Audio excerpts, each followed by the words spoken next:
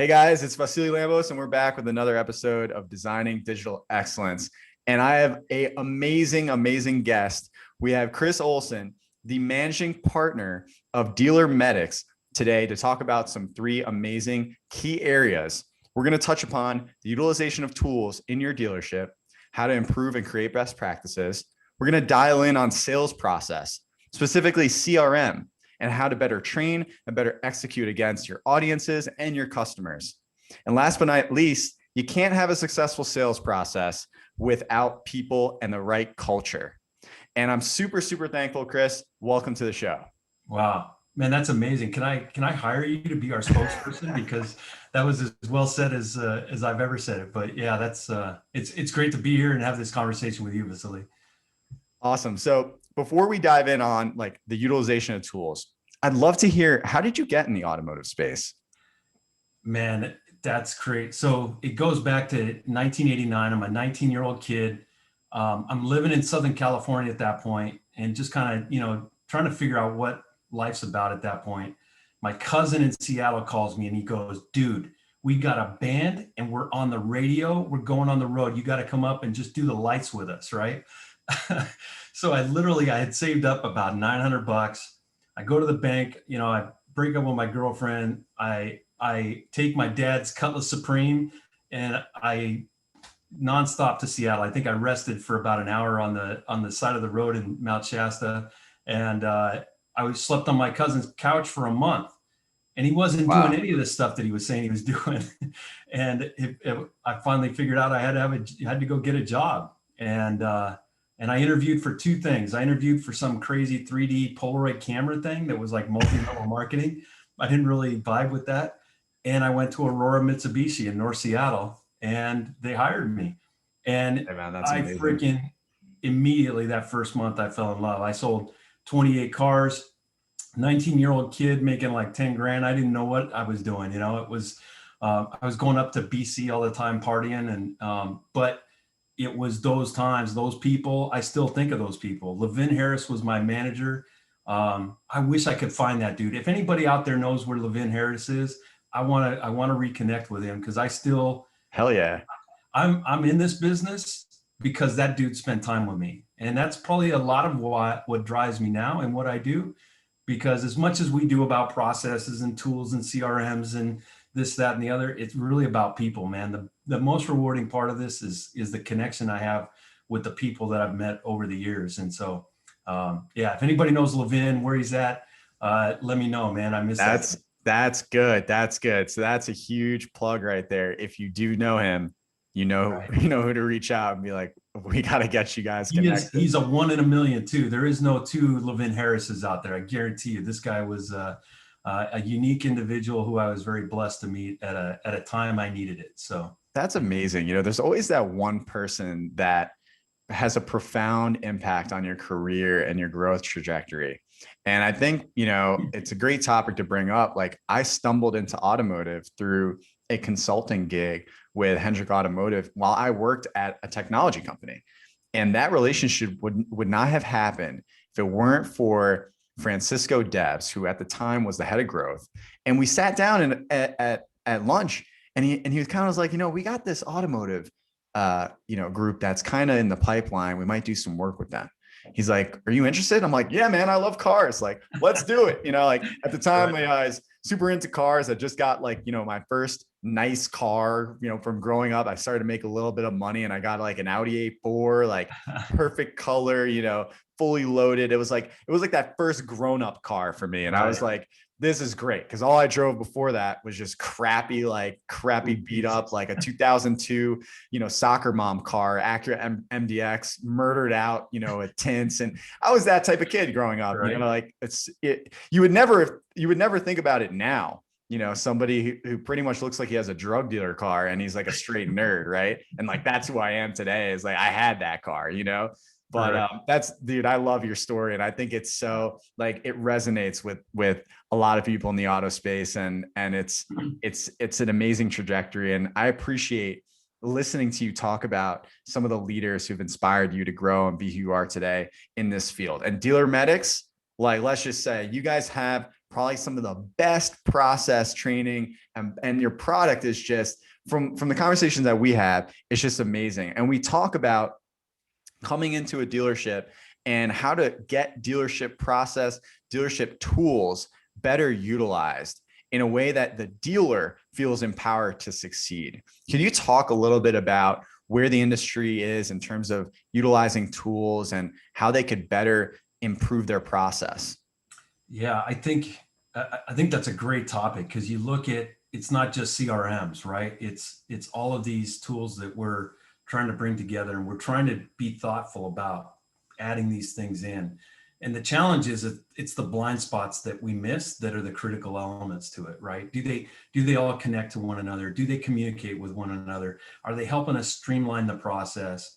And I think one of the big things I've taken away from these clubhouse conversations is that we're working from the result of the sale rather than the initiation of the engagement to begin with, and then working our way that way, right? And and I don't even know that that's the right way yet. And I think we're all, I think one thing that's coming out of this is nobody really knows. And Brian Benstock doesn't know anybody. He's just gutsy enough to go in and go break some dishes to find out, and smart enough to pivot if it doesn't work. So I think it's being thoughtful about that. But I think the challenge becomes really then ownership or a general manager has a plan for it, and that message loses its strength the further down the chain of command that it's delivered. And I think where DealerMedics has a difference, and it's funny, I've presented to quite a few dealers, and a lot of times what they tell me, you're in a really crowded space. And I'm like, I don't really feel like I am, because our approach is different in the sense that I'm not there to train their salespeople. That's what the managers are. That's the Levin Harrises. Those are the people that are coaching your salespeople. The pixie dust that we all as trainers come in, and we've got our little whiz bang word tracks that, we've all stolen from one another. That shit doesn't stick. And what sticks is that what's missing. GMs get to go to GM school. Salespeople get to go to Grant Cardone and Andy Elliott and a lot of these guys that can spit, the word tracks that we all love hearing. But nobody's really training those managers on how to be leaders unless they're doing it themselves. Or, even what we're trying to push for, which is manager involvement throughout that process, and then using the technology so that nothing slips through the cracks. And so I think that's where, we take a bit of a different approach, because we're going to sit there. Nobody's getting fired. It doesn't matter to me. My goal, and what we do most often, is it's a performance-based model.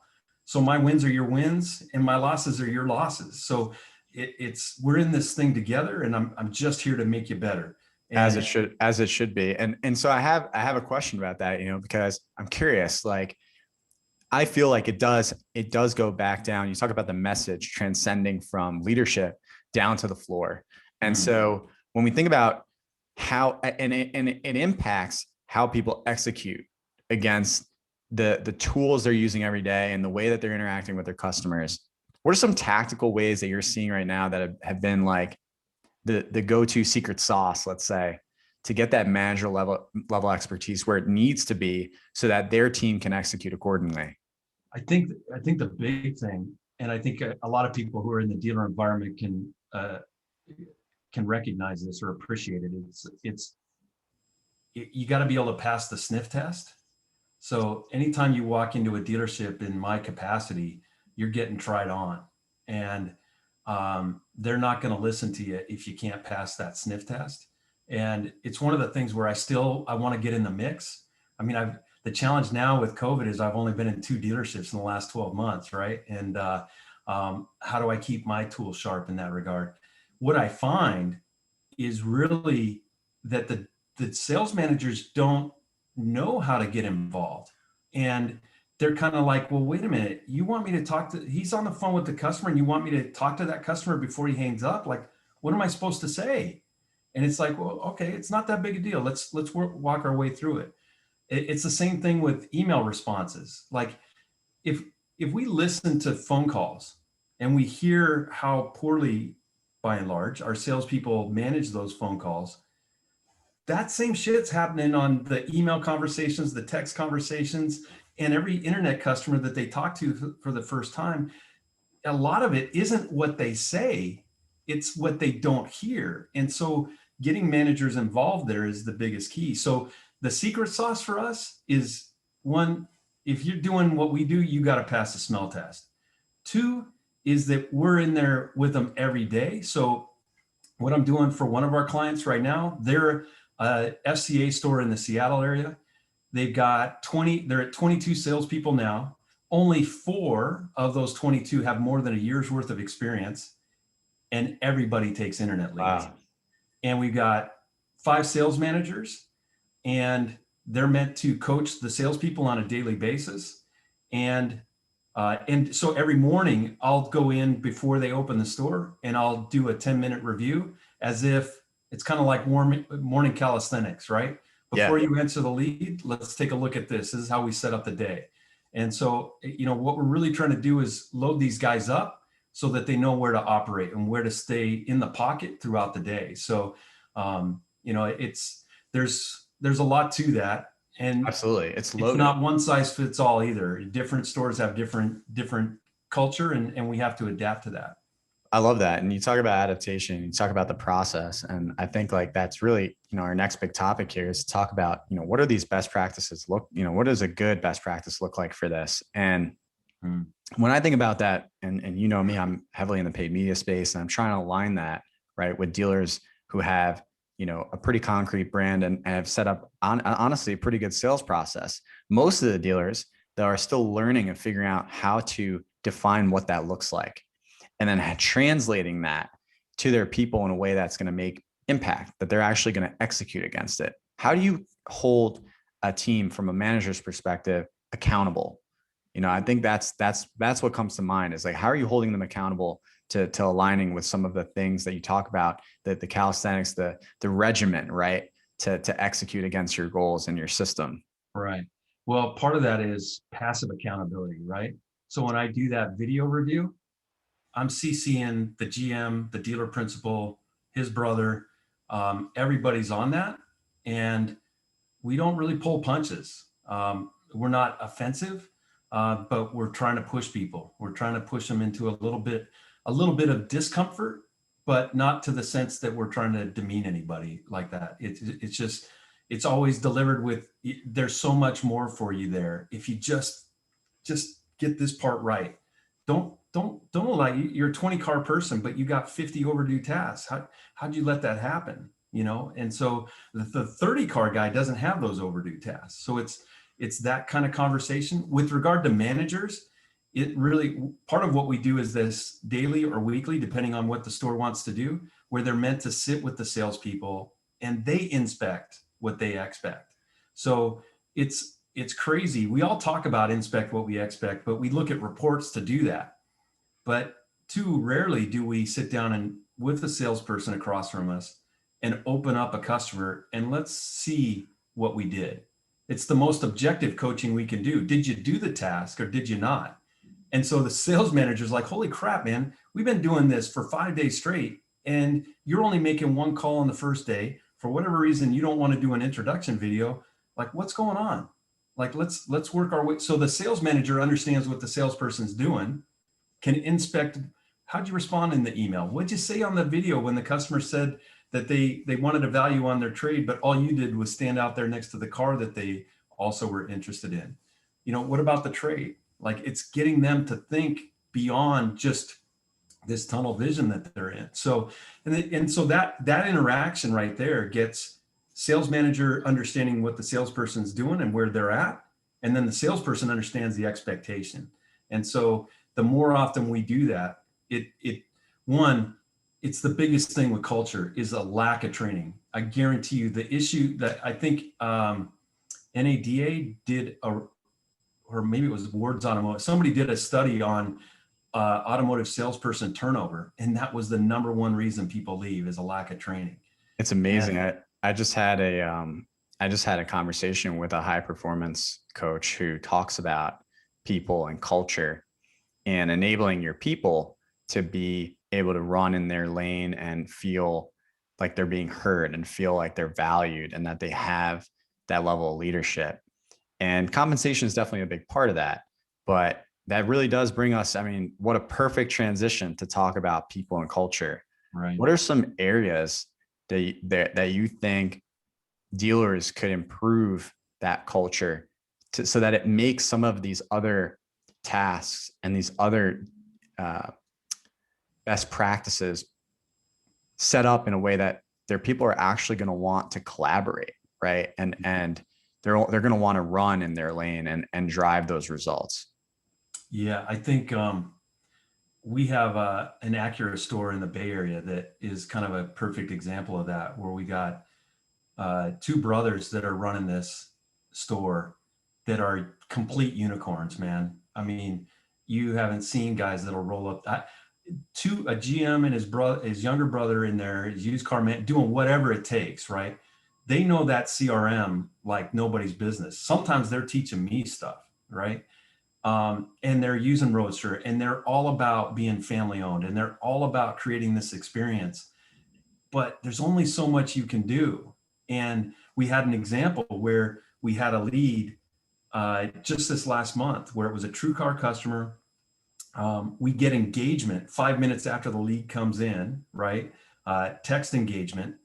The problem in this instance is that the salesperson's still working like he used to work, and he's thinking like he used to think, where the dealership's like, hey man, we got Roadster. If you got a customer that wants to talk about price, don't go to the manager, go to Roadster.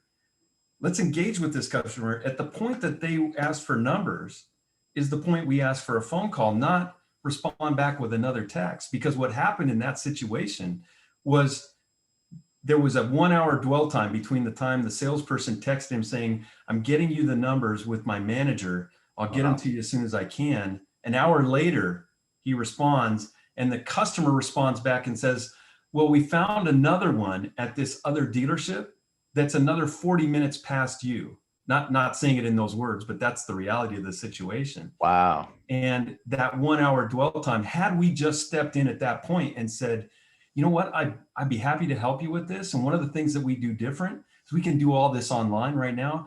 Would you mind jumping on a quick phone call with me? And I sent you a link to our express store. We can build all this out now, and we'll put a bow on it for you. And this will be the easiest thing you've ever done.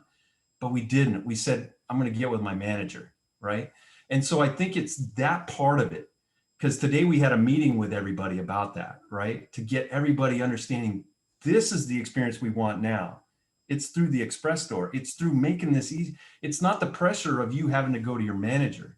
And I think what's going to happen, that store went from perpetually being at the bottom of their district sales in the Bay Area to number 2, beating out the number 1 store that has historically run that market, which is their next closest competitor, right? So it's like we're turning it, but it doesn't all turn at once. And so it's like we've got something to build on. And this was like the perfect thing to find, because getting everybody to see it, having the GM and his brother both in the room having this conversation, and you could just feel the pressure in the room drop, like, oh, so you guys are okay with us doing that. And it's just getting everybody to talk about it. So it's that culture it's an everyday thing. And it's the managers really that drive that, right? Like, and they've got to understand it. And it's getting everybody on that same sheet of music. And a lot of times there's just, car dealerships are dynamic environments. You know, I missed the last 2 weeks doing training with them because they were selling cars.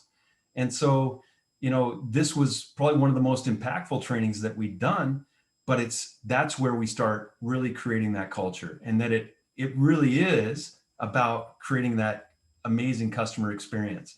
I can't wait to see where we go with that store, because I think that's where I want to go.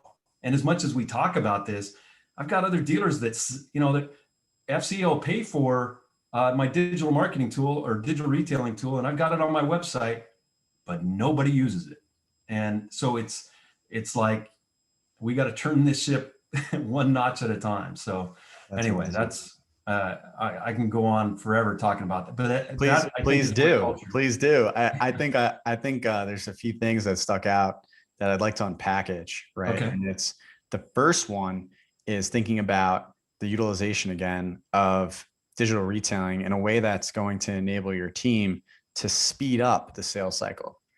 And so when we think about customer touch points, I see this a lot, even in our own agency for sales and so forth, is like, if I can get you on the phone and we can talk about your marketing goals, and we can talk about, right, what you're interested in, we can better serve you and provide, the menu of options for you to make a sales decision.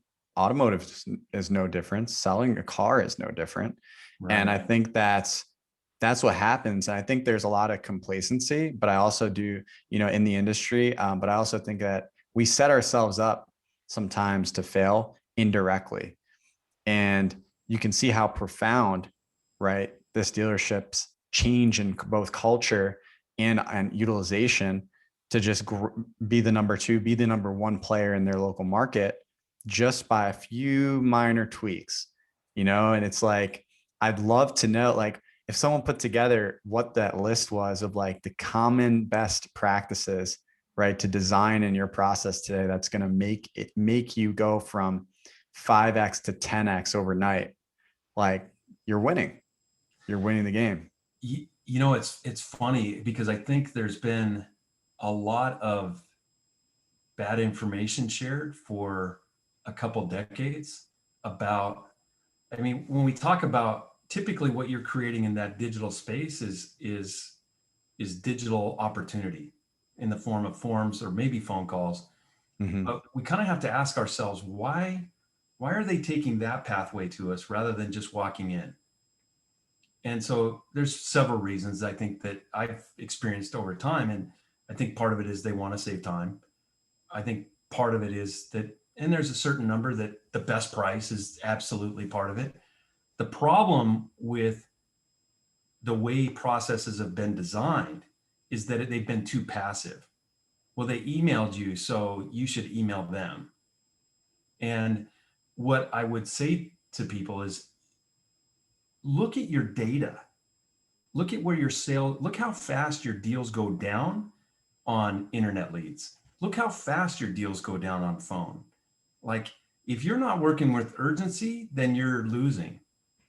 Now, there's some customers who are going to have a 1-inch thick manila folder that they're only going to buy at the point that manila folder is 2 inches thick. And we need to manage that. But the vast majority of your clientele, at the point they've reached out to you with our stereotype, the research is done. Now they're in the interview phase. Where am I going to go buy it? And I think that's where dealers really need to embrace that part and understand what that customer's doing, because that customer's walking around like this, just all duped up. And at the point someone gets to lower their hands and they say yes the first time, then they say yes again and again. And the earlier that we get them to lower their hands, if we could have got this customer, the example we were just talking about, to engage with us in the express store together, and we built it all out, what was taking them 2 hours to get to that point, we could have done in 5 minutes in the tool. And now you got something sticky. Now I can say to the customer, Mr. Customer, we're 95% of the way done. All we need to do now is just have you come down, take a look at it, and make sure it's what you want. And I mean, Brian Benstock could tell you don't even need to do that. Should I have it delivered this evening or tomorrow? Which of those would be better for you? Because now I've got something sticky. Because through that process, I'm going to walk you right down the path of filling out the credit application. Once they've done that, it's your deal to lose. And I think what was crazy about that deal was the customer actually texted us back and said that it wasn't about the price, it was more about the color, and they changed to a different model, right? Because they wanted the color was more important than the trim. So it's like we spent, and it took us 6 hours to find that out when we could have done it in a minute and a half, right? With a phone call and just meeting folks where they're at. So I think that's where, I think that culture is what we're really trying to impress upon our clients. And the challenge is just the mania of what happens in the car business, right? Every day, that's what we love, right? Is the activity of what happens there. But man, at some point we got to slow down, take a breath. How do we want to define ourselves as an organization? What do we want our customers to experience? and let's just do that. And I think Branson's quote is, I love it, right? Take care of your employees and they'll take care of your customers.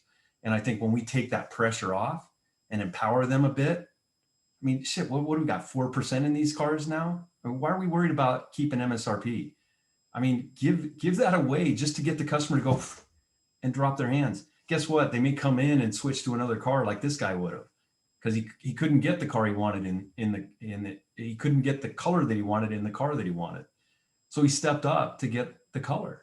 So it wasn't about the price. It was about, but somebody needed to have that conversation. So right. You hit the nail on the head. But that I think is where it's at. And I'm just hoping that, my partner Rico and I can get a group of dealers that want to go down that path. That I think what's crazy about Clubhouse, man, we have these conversations and every one of us says the same when we have these one-on-ones. Yeah, man, I'm just trying to save the car business one dealer at a time. And I hear it from Kyle says it, Carson said it, I think you said it. Like we love this business. It freaks me out today that I read Volvo is going to sell all their cars online. I think that was a bit of clickbait, but I would hate for our business to change that dramatically, because I think I love it. I love what this there's is. There's too many hands in the pie right now. And I think there's so many things that you've said just that really, again, solidifies like the inefficiency in markets that we see in the automotive space, both from a people operations perspective and marketing perspective. And you talk about, yeah, I mean, Clubhouse, man, what an amazing platform. We've had so many conversations that have now led to this episode, that have now led to better process. And the one thing I hope is that we don't just talk about it in the industry, and we actually execute on it. Yeah. And I think that that's a huge thing for us to really dial in on. But, I really appreciate you going through all these topics with us today.